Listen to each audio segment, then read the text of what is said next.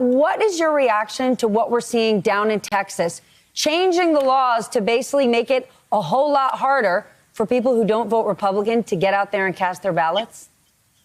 It is deplorable. What we see are politicians trying to manipulate the rules of the game so that they are able to have job security. And that is not what the country is about. We should have voters choosing their politicians, not the other way around.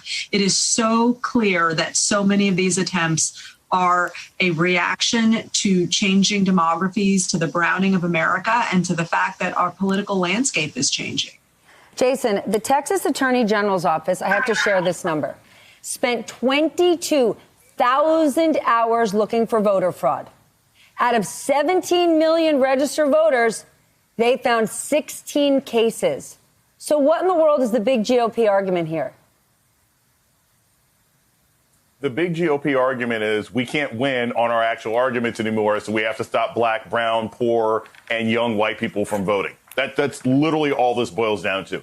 At this point, there have been dozens of studies in red states, blue states, and purple states trying to find mysterious voter fraud. No one's found it there. Mind you, these investigations never really, check into voting machines, right? Because we do have evidence that there have been problems with voting machines. But the motivation is purely political at this point. And Stephanie, a key thing that I don't want people to forget about this doesn't just harm likely Democratic voters. This is inconvenient for Republicans, too. There are Republicans in Harris County. There are Republicans in Fulton County, Georgia. It is literally a motivated action by Republicans across the country to have as few people voting as possible, even if it harms their own voters, because ultimately they think it'll harm more Democrats. Latasha, your group is behind a new effort in Georgia urging big corporations to come out against these bills. Coca-Cola and Home Depot are on board. Why are you doing this? What's this all about? We believe that corporations have a responsibility. They have a civic responsibility. What we're seeing happen in Georgia, we're seeing this policy, not only is it racist, but it's anti-democratic.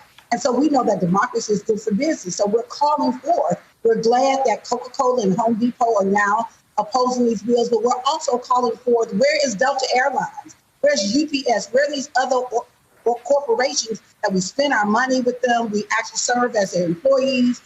We work on their boards. The bottom line is they have a responsibility. They have a responsibility to stand with us as we stand with these brands. Well, get ready, Delta. Latasha is calling you. Myrna, is there another solution here? Because let's be honest, if Republicans control these state legislatures, what can actually be done to stop it?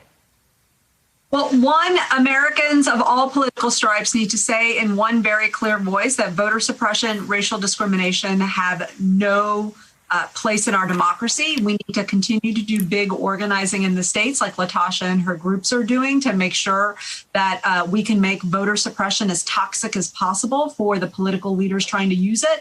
And we need to pass 2 pieces of federal legislation that would put guardrails on what state politicians can do. That would be H.R. 1 or For the People Act and the John Lewis Voting Rights Advancement Act, which will guard against racial discrimination in voting. Congress needs to step in because there are some politicians manipulating the process for their own gain, and voters are the ones who are losing out because of it. But are any of those really going to make it through the Senate?